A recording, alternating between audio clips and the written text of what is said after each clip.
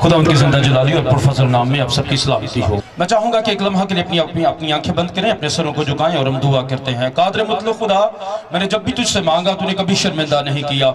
मेरा ईमान है कि तू आज भी ऐसा कलाम देगा जो हम सबों के लिए बाइस से बरकत हो, यीशु के नाम से आमीन। खुदावंद का शुक्र और उसके नाम की तमजीद हो कि उसने एक बार खूबसूरत मौका दिया ताकि हम पाक कलाम की गहराइयों को समझ सकें, जान सकें। आप जितने यहाँ पर मौजूद हैं, मेरी गुजारिश होगी कि आप चंद लम्हा के लिए थोड़ा सा बर्दाश्त करें ताकि हम आज खुदावंद के जिंदा पाक कलाम में से तसल्ली हासिल कर सकें। यकीन कामिल है कि वो अपने पाक कलाम को नाज़िल फरमाता और अपने लोगों को तसल्ली देता है। मैं आज एक ऐसे लफ्ज की जानब आप लोगों को लाना चाह रहा हूं जिस लफ्ज को सुनते ही इंसानी रूह जो है वो कांप जाती है, दिल दहल जाता है, सोच और समझ पर सकता तारी हो जाता है और लोग परेशान हो जाते हैं और घबरा जाते हैं। और ये लफ्ज जो है, ये लफ्ज मौत लफ्ज है और आज मैं इसी लफ्ज पर जो है वो गुफ्तगू करने जा रहा हूं। कलीसिया के नौजवानों का ये गिला है कि खादम हजरात जो हैं वो अपने मौजू से हट जाते हैं या अपने मौजू पर नहीं रहते। मैं एक तालिब इल्म हूं, एक स्टूडेंट हूं, मेरे सीनियर यहाँ पर बहुत सारे नौजवान दोस्त बुजुर्ग यहाँ पर बैठे हैं, तो भी मेरी पूरी कोशिश होगी कि इस लफ्ज को या अपने मौजू पर जो है वो कायम रहूं और इस मौजू के मुताबिक आज दो चार बातें आप लोगों से कर सकूं। बाइबल मुकद्दस में ये लफ्ज जिसको मैंने कहा कि मौत है, ये लफ्ज जो है वो कई बार हमें पढ़ने और सुनने को मिलता है। ये एक ऐसा लफ्ज है जिसे सुनते ही इंसानी रूह कांप जाती है, इंसान घबरा जाता है। बाइबल मुकद्दस में यह लफ्ज तकरीबन 333 मर्तबा जो है वो आया है और ये लफ्ज ना सिर्फ बाइबल मुकद्दस में बल्कि दुनिया के जितने भी मज़ाहब उनकी किताबें हैं उनमें भी इनका जिक्र जो है वो मिलता है। बाइबल मुकद्दस में से मेरे साथ निकलिएगा ज़बूर की किताब ज़बूर 89 और उसकी 48वीं आयत मैं आप लोगों के लिए पढ़ देता हूँ। पाक कलाम में लिखा है, वो कौन सा इंसान है जो जीता रहेगा और मौत को ना देखेगा और अपनी जान को पाताल के हाथ से बचा लेगा। खुदावंद के जिंदा पाक कलाम के पढ़े और सुने जाने पर उसकी बरकत हो।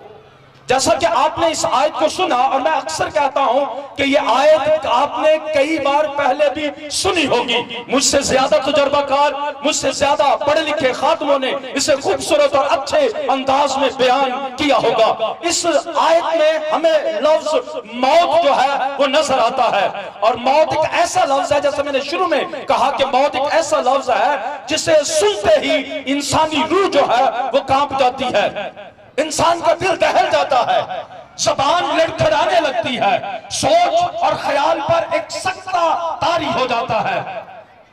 अगर आप मेरे साथ 2-4 मिनट मेरे साथ गुजारें तो मैं चाहूंगा कि अपना दायां हाथ जरा ऊपर करिएगा। आप अगर अपनी हाथ की उंगलियां गिन सकें तो तकरीबन 5 हैं, चंद लोगों की 6 होंगी लेकिन ज्यादातर उंगलियां 5 हैं और आज इन्हीं 5 नुकात पर हम बात करेंगे। याद रहे कि मेरा आज जो मौजू है या जिस नुक्ते पर या जिस लफ्ज पर मैं बात करने जा रहा हूं वो लफ्ज है मौत। और जो नौजवान जो कलीसिया के लोग गिला करते हैं कि हम अपने मौजू में नहीं रहते, मेरी गुजारिश है कि आज तवज्जो से सुनिएगा कि हम पाक कलाम से क्या सीखते हैं। मैंने कहा कि अपना हाथ ऊपर करके देखें तो 5 उंगलियां हैं। आज हम इन 5 नुकात पर बात करेंगे। पहली बात है, लफ्ज फिर बार बार वही आएगा जो मेरा मौजू है और मेरा मौजू है मौत। पहला नुक्ता है या पहला नुकात जो है या पहली बात है वो ये है कि मौत है क्या, पहली बात। दूसरी बात ये है कि मौत का मतलब क्या है। तीसरी बात कि मौत किस पर आएगी। चौथी बात, मौत कब आएगी। और 5वीं बात है, मौत के बाद क्या होगा। और आज इसी पर हम बात करने जा रहे हैं।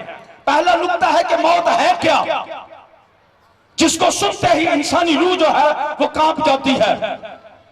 मौत जिंदगी की आखिरी हद का नाम है, या यूं कहें कि जब जिस्म और रूह का रिश्ता ٹوٹ جائے تو ہم اسے موت کہیں گے، جب جسم سے روح جدا ہو جائے تو ہم اسے موت کہیں گے۔ اور موت ایک عالمگیر حقیقت ہے، کوئی شخص اس سے نظریں نہیں چرا سکتا، سب پر موت کا آنا لازم ہے۔ دوسری بات کہ موت کا مطلب کیا ہے؟ پڑھے لکھے نوجوان بیٹے بیٹیاں اور استاذہ یہاں پر بیٹھے ہیں، موت کے لغوی معنی جدائی، انتقال کرنا، منتقل ہونا یا ایک جگہ سے دوسری جگہ شفٹ ہو جانا، یہ موت کا مطلب ہے یا موت کے معنی ہیں۔ اب سوال ہے کہ موت کس کس پر آئے گی؟ بائبل مقدس کی جو خوبصورت بات آج ہم نے جو آیت تلاوت کی، اس آیت کی روشنی میں ہم دیکھتے ہیں، ہم سنتے ہیں، ہم پڑھتے ہیں، پاک کلام میں لکھا ہے وہ کون سا انسان ہے جو جیتا رہے گا اور موت کو نہ دیکھے گا۔ تو میرے سوال کا جواب اس آیت کے اندر درج ہے کہ موت کس کس پر آئے گی۔ موت کا لازم ہے سب پر آنا، اور میں نے جیسے کہا کہ موت ایک عالمگیر حقیقت ہے، موت کا آنا ضرور ہے، خواہ کوئی کالا ہے، گورا ہے، موٹا ہے، پتلا ہے، پاکستانی ہے، انڈین ہے، جیپنیز ہے، کوئی بھی ہو، خواہ وہ کرسچن ہے، مسلم ہے، ہندو ہے، پارسی ہے، کمیونسٹ ہے، دہریہ ہے، کوئی بھی ہے، موت اس پر لازم آنا ہے۔ اور پاک کلام کا فیصلہ ہے وہ کون سا انسان ہے جو جیتا رہے گا اور موت کو نہ دیکھے گا۔ سب نے مرنا ہے، خواہ کوئی اعلیٰ ذات ہے، نچلی ذات ہے، بہن ہے، بھائی ہے، نوجوان ہے، بوڑھا ہے، سب نے اس دنیا کو چھوڑ کر جانا ہے، کیونکہ بائبل مقدس میں یہ لکھا ہے جب خدا نے آدم کو خوبصورت مٹی سے بنایا، اس کے نتنوں میں زندگی کا دم پھونکا، انسان جیتی جان ہوا، انسان نے گناہ کیا، گناہ زندگی میں آیا، جب گناہ زندگی میں آیا تو فرمایا تو خاک ہے اور پھر خاک میں لوٹ جائے گا۔ اس کا مطلب یہ ہوا کہ سب نے مرنا ہے لیکن کوئی مرنے کے لیے تیار نہیں ہے، سب موت سے ڈرتے نظر آتے ہیں۔ اگر پوچھا جائے کہ کون کون مرنا چاہتا ہے تو شاید کوئی اپنا ہاتھ کھڑا نہ کرے۔ خدا نہ خواستہ اگر کوئی ہمارا عزیز رشتہ دار، چاچی، پھپھی، تائی، کوئی جو بیمار ہو، اس کی پوری کوشش ہوتی ہے اور وہ کہتا ہے میں فلاں جگہ لے جاؤ، میں بچنا چاہتا ہوں، مجھے فلاں جگہ، فلاں ہسپتال لے جائیں، فلاں ڈاکٹر کے پاس لے جائیں۔ لیکن میں ہمیشہ کہتا ہوں اچھا ڈاکٹر، اچھی دوائی، اچھا ہسپتال بیماری کا علاج تو کر سکتا ہے، لیکن جو وقت مقرر ہے وہ اس کا علاج اس کے پاس نہیں ہے، بلکہ کسی کے پاس نہیں ہے۔ اور یہ پاک کلام کا فیصلہ ہے۔ دنیا کی آبادی 8.5 ارب سے تجاوز کر چکی ہے، 8.5 ارب کی آبادی میں سے کوئی شخص دعویٰ نہیں کر سکتا کہ میں نہیں مروں گا، سب نے مرنا ہے۔ جیسے ہمارا بھائی سہیل اس دنیا سے چلا گیا، اور میں نے کہا کہ موت کا مطلب کیا ہے؟ موت کا مطلب آپ سمجھتے ہیں جدائی، انتقال کر جانا، منتقل ہو جانا، ایک جگہ سے دوسری جگہ شفٹ ہو جانا، یہ موت کے معنی ہے، اور سب نے اس دنیا کو چھوڑ کر جانا ہے۔ میں جلدی تیاری تو بہت تھی کہ زیادہ وقت ملے گا، لیکن وقت کم ہونے کی صورت میں میں چاہوں گا کہ صرف اپنے نکات بیان کروں اور پھر اس کے بعد ہم جو ہے وہ بقیہ پروگرام میں حصہ لیں یا بقیہ پروگرام میں شامل ہوں۔ میرے بزرگ ناروال ہاسپٹل میں، سیالکوٹ ہاسپٹل میں داخل ہوئے تو جب کرسمس کے ایام تھے سب لوگ چھٹی کر رہے تھے، ڈاکٹر صاحب چھٹی کر دیو، چھٹی دے دیو، کرسمس جڑا نا کرسمس جو ہے وہ گھر چل کے دیکھنا ہے۔ میرے بزرگ سے پوچھا گیا بابا تو ہی چھٹی لایا تے گھر جا، انہیں کیا میرا علاج کرو جے بچیا رہا تو کئی کرسمس دیکھاں گے۔ سو کوئی شخص جو ہے وہ مرنا نہیں چاہتا، ہر کوئی اور زندہ رہنا چاہتا ہے، لیکن پاک کلام کا فیصلہ ہے 70 ورے تھی، 80 ورے تھی، آخر میں پھر بھی آپ کی آواز 70 ورے تھی، 80 ورے تھی، آخر میں پھر بھی فنا، یعنی موت کا مزہ چکھنا ہے، موت کا آنا لازم ہے، موت ایک عالمگیر حقیقت ہے۔ ہمارے گاؤں میں ایک بزرگ ہے، جب کبھی بھی کسی بچے نے شرارت سے اسے کہا بابا موت آئی، وہ دوسرے پنڈ چلا جاندہ ہے، شاید وہ تھے نہ ہوئے، لیکن موت کا ہر جگہ آنا لازم ہے۔ اب اگلی بات جو چوتھا نکات ہے اس پر میں بات کروں گا، اور وہ ہے کیا کہ موت کب آئے گی؟ اس کا کسی کو کوئی علم نہیں ہے کہ موت کب آئے گی۔ کیا کوئی جانتا ہے جتنے اس آواز کو سن رہے ہیں، کیا کوئی جانتا ہے کہ موت کب آئے گی؟ اس کا کوئی علم نہیں ہے۔ اور ہمارے بھائی سہیل کو بھی اس بات کا علم نہ تھا. بہت سارے دوستوں کو فون کیا, بہت سارے ریلیٹیو کو فون کیا کنفرم کرنے کے لیے, یقین نہیں ہو رہا تھا. اور میرا اس خاندان کے ساتھ ایک بڑا پیار کا رشتہ تھا, بڑا گہرا محبت کا رشتہ تھا. اور میں شادی کے ایام سے پہلے ان کے ساتھ ایک بڑی زبردست رفاقت جو ہے. اور اب کبھی بھی پچھلے چند سال پہلے کی بات کرتا ہوں جب سہیل بہت سخت بیمار ہوئے, اور میں ہر روز حاضری کے لیے دعا کے لیے پہنچا کرتا. اور مجھے اکثر کہتے کہ جب آپ دعا کرتے ہیں, جب خادم دعا کرتے ہیں, جب کوئی ایماندار دعا کرتا ہے تو مجھے تسلی ملتی ہے, آپ ضرور آئیے گا. اور میں ان کے ساتھ گہری محبت میں ہمیشہ بندہ رہا. سوال میرا وہ ہے کہ موت کب آئے گی, اس کا کوئی کسی کو علم نہیں ہے. اگر علم ہوتا تو شاید انبیاء کرام کو ہوتا, لیکن میرے خیال میں انبیاء کرام کو بھی اس کا کوئی علم نہ تھا. جتنے بھی نبی, پیغمبر, رسول, اولیاء, پیر, مرشد, مجدد آئے, کسی کے پاس اس کا علم نہیں کہ موت کب آئے گی. اگر علم ہوتا تو شاید خدا کا بندہ حضرت داؤد یہ کبھی نہ کہتا منو تو دسی آئے خدا کتنے دہاڑے جیواں گا, میری عمر کی میعاد کیا ہے. اس کا مطلب ہے کہ انبیاء کرام کو بھی اس کا کوئی علم نہیں ہے کہ کب مرنا ہے, کب وقت آئے گا.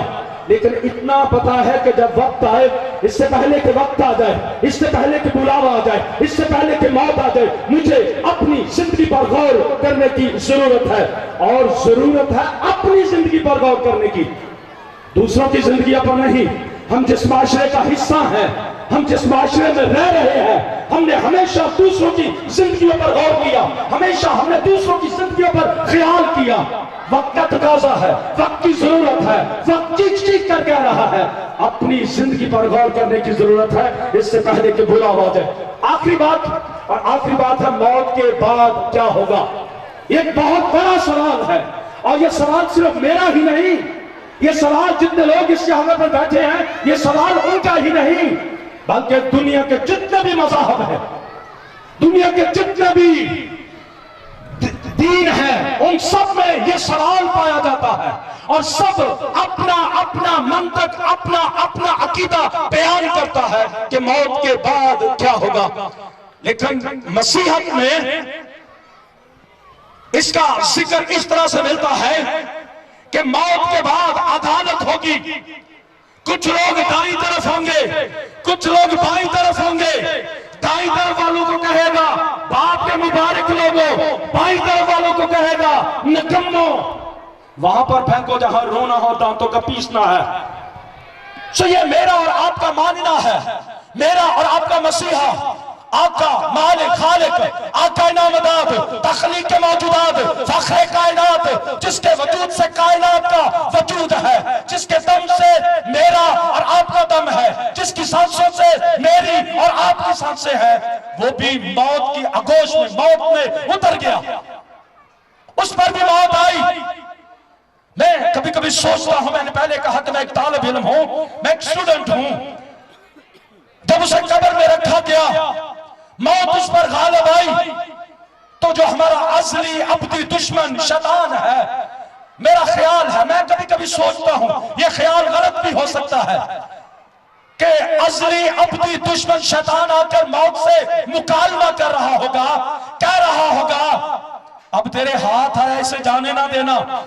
اور موت بڑے فخر سے کہہ رہی ہوگی کہ اب تک میرے منہ سے, میرے ہاتھ سے کو نکلا ہے, میں نے کسی کو جانے دیا ہے, سب نے شکست کھائی ہے, لیکن میرے اور آپ کے مسیحا نے, ہاللیلویا, میرے اور آپ کے مسیحا نے موت اور قبر پر فتح پا کر موت کا برملا تماشا بنا دیا, اور کہا اے موت تیرا ٹنک کہاں رہا, اے موت تیری فتح کہاں رہی. اب سے ہم مسیحیوں کے نزدیک یہ موت کوئی معنی نہیں رکھتی, یہ موت کوئی حقیقت نہیں رکھتی. موت ہمارے نزدیک ایک دروازہ ہے, یہ دروازہ ہے, اور اس دروازے سے گزر کر ہم نے وہاں پر جانا ہے جس کا اس نے وعدہ کیا. اس نے یوحنا کی انجیل 14 باب میں فرمایا, میں جاتا ہوں تاکہ تمہارے لیے جگہ تیار کروں, میرے باپ کے گھر میں بہت سے مکان ہیں, اگر نہ ہوتے تو میں تم سے کہہ دیتا. اور یہ دعویٰ میرا مسیحا ہی کر سکتا ہے. ضرورت ہے جس نے موت اور قبر پر فتح پائی، جس نے موت اور قبر کے سر کو کچلا، جس نے موت کو شکست دی، اس سے رابطہ بہت ضروری ہے تاکہ میں اور آپ یہ کہہ سکیں جیسے اس نے مریم اور مارتھا کے گھر آ کے کہا، مریم اور مارتھا کو تسلی دیتے ہوئے کہا قیامت اور زندگی میں ہوں، جو مجھ پر ایمان لائے تو بھی وہ مر بھی جائے تو بھی زندہ رہے گا۔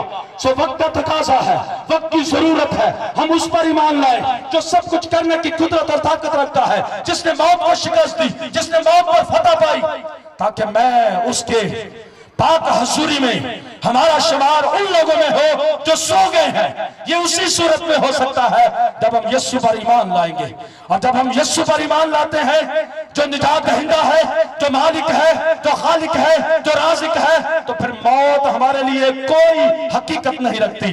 ہم مسیحیوں کے لیے یہ موت ایک دروازہ ہے جس سے داخل ہو کر ہم نے منتقل ہونا ہے، اگلے مقام میں پہنچنا ہے، اگلا سفر شروع کرنا ہے۔ موت ہم مسیحیوں کے نزدیک کوئی حقیقت نہیں رکھتی، تو ضرورت اس بات کی ہے ہم اپنی آنکھیں بند کر لیں، ہم اپنے سروں کو جھکائیں، اپنی آنکھوں کو بند کر کے اپنے سروں کو جھکائیں، اس خالق کا، اس مالک کا شکر ادا کریں جس نے موت اور قبر پر فتح پائی ہے، جو ہمیشہ کی زندگی کا مالک ہے، جس نے مریم اور مارتھا کو تسلی دیتے ہوئے کہا قیامت اور زندگی میں ہوں، جو مجھ پر ایمان لائے تو کیا ہے، کیونکہ وہ یسوع پر ایمان رکھتا تھا۔ میں گزارش کروں گا چند لمحہ کے لیے اپنے پاؤں پہ کھڑے ہو جائیں، چند لمحہ کے لیے میں معافی چاہوں گا، چند لمحہ کے لیے اس کو وائنڈ اپ کرتے ہیں، اپنے قدموں پہ کھڑے ہو جائیں، آج اپنی آنکھیں بند کر لیں، اپنے سروں کو جھکا لیں اور دعا کرنا شروع کریں اس خالق سے، اس مالک سے، اس رازق سے جس نے موت اور قبر پر فتح پائی، جس نے موت اور قبر کے سر کو کچلا۔ آج اس سے تعلق بحال کر لیں، ٹوٹا ہوا رشتہ بحال کر لیں، تاکہ وہاں پر جائیں جہاں امن، شانتی اور سلامتی ہے، ابدی آرام ہے، ہمیشہ کی زندگی ہے، اور اس کے لیے اس کے ساتھ تعلق بہت ضروری ہے۔ کوئی اس کے وسیلہ سے باپ کے پاس نہیں آتا۔ وہ جو اس ڈاکو سے کہتا ہے تو آج ہی میرے ساتھ فردوس میں ہوگا، جو فردوس کا مالک ہے، جو جنت کا مالک ہے، جو بہشت کا مالک ہے، جو پیراڈائز کا مالک ہے، جو ہیون کا مالک ہے، ضرورت ہے اس کے ساتھ رابطہ، ضرورت ہے اس کے ساتھ کنیکشن۔ اپنی آنکھیں بند کر لیں، اپنے سروں کو جھکائیں اور ہم دعا کرتے ہیں۔ بزرگ آسمانی باپ، میں تیرا ممسو، تیرا خادم ہوتا ہوا جتنے لوگ اس آواز کو سن رہے ہیں، میں ان تمام کے لیے تجھ سے برکت چاہتا ہوں تاکہ اپنا رشتہ تیرے ساتھ گہرا کر سکے، وعدہ کے مطابق اس جگہ کے وارث ٹھہرے جو خدا تو نے ہم سب کو لیے تیار کی۔ دعا کو سن اور قبول کر، یہ سب کچھ تیرے زندہ، جلالی اور قدوس نام سے مانگتے ہیں، آمین۔ ہاللویہ۔ تشریف رکھیں، خدا آپ کے ساتھ ہو۔